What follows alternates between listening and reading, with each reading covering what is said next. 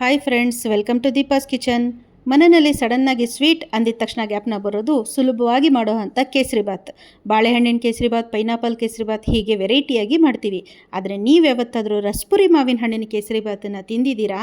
ಹಾಗಾದರೆ ಬನ್ನಿ, ರುಚಿಯಾಗಿರೋ ಅಂಥ ರಸ್ಪುರಿ ಮಾವಿನ ಹಣ್ಣಿನ ಕೇಸರಿಬಾತನ್ನು ರೆಡಿ ಮಾಡೋಣ.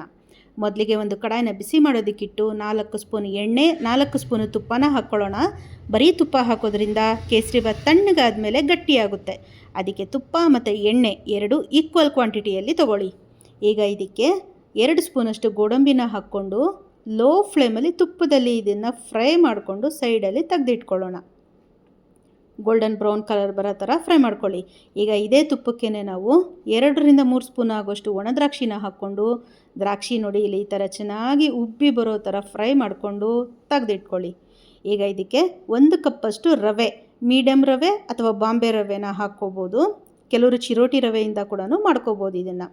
ಈಗ ಇದನ್ನು ಲೋ ಫ್ಲೇಮಲ್ಲಿ ಚೆನ್ನಾಗಿ ಕೆಂಪಗೆ ಗಮ್ಮಂತ ವಾಸನೆ ಬರೋ ಥರ ಫ್ರೈ ಮಾಡ್ಕೊಳ್ಳೋಣ. ಈಗ ಇಲ್ಲಿ ನಾನು ಬಿಸಿ ನೀರನ್ನು ಹಾಕ್ತಾಯಿದ್ದೀನಿ. 3 ಕಪ್ಪಷ್ಟು ಬಿಸಿ ನೀರು, ಕೇಸರಿ ಹಾಕಿ ಬಿಸಿ ನೀರನ್ನು ರೆಡಿ ಮಾಡಿ ಇಟ್ಕೊಂಡಿದ್ದೀನಿ. ತಣ್ಣೀರನ್ನು ಹಾಕಬೇಡಿ, ಬಿಸಿ ನೀರನ್ನು ಹಾಕ್ಕೋಬೇಕು. 1 ಕಪ್ ರವೆಗೆ 3 ಕಪ್ಪಷ್ಟು ನೀರನ್ನು, ಬಿಸಿ ನೀರನ್ನು ಹಾಕ್ಕೋಬೇಕು. ಹಾಕ್ಕೊಂಡು ಇಲ್ಲಿ ನೋಡಿ ಈ ಥರ ಸ್ವಲ್ಪನೂ ಗಂಟಿಲ್ದಿರ ನೀಟಾಗಿ ನಾವು ಇದನ್ನು ಮಿಕ್ಸ್ ಮಾಡ್ಕೋಬೇಕು. ಈಗ 1 ಕಪ್ಪು ರಸ್ಪುರಿ ಮಾವಿನ ಹಣ್ಣನ್ನು ಸಣ್ಣಗೆ ಕಟ್ ಮಾಡಿಕೊಂಡು ಪೀಸಸನ್ನು ಇದಕ್ಕೆ ಹಾಕ್ಕೊಳ್ಳೋಣ.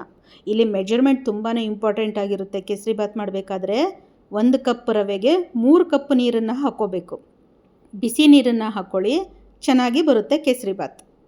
ಈಗ ಇದನ್ನೇ ಥರ ಚೆನ್ನಾಗಿ ಮಿಕ್ಸ್ ಮಾಡ್ಕೊಳ್ಳಿ. ಈಗ 1 ಕಪ್ಪು ಸಕ್ಕರೆ, ಮೆಜರ್ಮೆಂಟನ್ನು ಮರೀದೆ ಗ್ಯಾಪ್ನ ಇಟ್ಕೊಳ್ಳಿ. 1 ಕಪ್ ರವೆ, 1 ಕಪ್ ಸಕ್ಕರೆ, 3 ಕಪ್ಪಷ್ಟು ನೀರು. ಈ ಮೆಜರ್ಮೆಂಟಲ್ಲಿ ಮಾಡಿದ್ರೆ ಕೇಸರಿಬಾತ್ ಹದ ಕರೆಕ್ಟಾಗಿ ಬರುತ್ತೆ. ನೋಡಿ ಇಲ್ಲಿ ಸಕ್ಕರೆ ಹಾಕಿದ್ಮೇಲೆ ಚೆನ್ನಾಗಿ ಈ ಥರ ಮಿಕ್ಸ್ ಮಾಡ್ಕೊಳ್ಳಿ. ಸಕ್ಕರೆ ಇವಾಗ ಕರಗುತ್ತೆ. ಸೊ ಸಕ್ಕರೆ ಕರಗಿದ್ಮೇಲೆ ಸ್ವಲ್ಪ ಅದು ನೀರು ಬಿಟ್ಕೊಳ್ಳುತ್ತೆ. ಆಗ ತಿಕ್ನೆಸ್ ಕರೆಕ್ಟಾಗಿ ಬರುತ್ತೆ. ಈಗ ಇಲ್ಲಿ 2 ಏಲಕ್ಕಿ ಚೆನ್ನಾಗಿ ಪುಡಿ ಮಾಡಿಕೊಂಡು ಏಲಕ್ಕಿನ ಹಾಕಿ ತುಪ್ಪದಲ್ಲಿ ಫ್ರೈ ಮಾಡಿರುವಂಥ ಗೋಡಂಬಿ ದ್ರಾಕ್ಷಿನ ಇದಕ್ಕೆ ಆ್ಯಡ್ ಮಾಡ್ಕೊಳ್ಳೋಣ. ಈಗ ಇದನ್ನೆಲ್ಲ ಒಂದ್ಸಲ ಚೆನ್ನಾಗಿ ನೀಟಾಗಿ ಮಿಕ್ಸ್ ಮಾಡಿಕೊಂಡು 2 ನಿಮಿಷ ನಾವು ಇದನ್ನು ಬೇಯಿಸ್ಕೋಬೇಕು. ತಿಕ್ನೆಸ್ಸು ಈ ಥರನೇ ಬಂದಿರುತ್ತೆ. ಬಾಯಲ್ಲಿಟ್ಟರೆ ಸಾಕು ಕರಗೋ ಅಂಥ ರುಚಿಯಾಗಿರೋ ಅಂಥ ರಸ್ಪುರಿ ಮಾವಿನ ಹಣ್ಣಿನ ಕೇಸರಿಬಾತ್ ರೆಡಿ ಆಗ್ತಾ ಇದೆ. ನೋಡಿ ತಿಕ್ನೆಸ್ಸು, ಇಲ್ಲಿ ಮಾವಿನ ಹಣ್ಣಿನ ಪೀಸಸ್ ಕೂಡ ಸ್ವಲ್ಪ ಹಾಗೇ ಇದೆ. ಅಂದರೆ ಅದರ ಮಾವಿನ ಹಣ್ಣಿನ ಫ್ಲೇವರ್ ತುಂಬ ಚೆನ್ನಾಗಿ ಬರುತ್ತೆ. ಈಗ ಇದಕ್ಕೆ 2 ಸ್ಪೂನು ತುಪ್ಪನ ಹಾಕ್ಕೊಳ್ಳಿ. ಸ್ವಲ್ಪನೂ ಅಂಟದೀರಾ ಬಾಯಲ್ಲಿಟ್ಟರೆ ಕರಗೋ ಅಂಥ ರುಚಿಯಾಗಿರೋ ಅಂಥ ಮಾವಿನ ಹಣ್ಣು, ರಸ್ಪುರಿ ಮಾವಿನ ಹಣ್ಣಿನ ಕೇಸರಿಬಾತ್ ರೆಡಿಯಾಗಿದೆ. ನಿಮಗೆ ಈ ವಿಡಿಯೋ ಇಷ್ಟ ಆಗಿದ್ದರೆ ಲೈಕ್ ಮಾಡೋದನ್ನು ಮರಿಬೇಡಿ. ಇನ್ನಷ್ಟು ಹೆಚ್ಚಿನ ರೆಸಿಪೀಸ್ಗೋಸ್ಕರ ಬೇಗ ನಮ್ಮ ಚಾನಲ್ಗೆ ಸಬ್ಸ್ಕ್ರೈಬ್ ಆಗಿ. ಟೇಸ್ಟಿಯಾಗಿರುವಂಥ ರಸ್ಪುರಿ ಮಾವಿನ ಹಣ್ಣಿನ ಕೇಸರಿಬಾತನ್ನು ನೀವು ಕೂಡ ಮನೆಯಲ್ಲಿ ಒಂದ್ಸಲ ಟ್ರೈ ಮಾಡಿ, ಟೇಸ್ಟ್ ಮಾಡಿ. ಮಕ್ಕಳು ಕೂಡ ತುಂಬ ಇಷ್ಟಪಟ್ಟು ತಿಂತಾರೆ.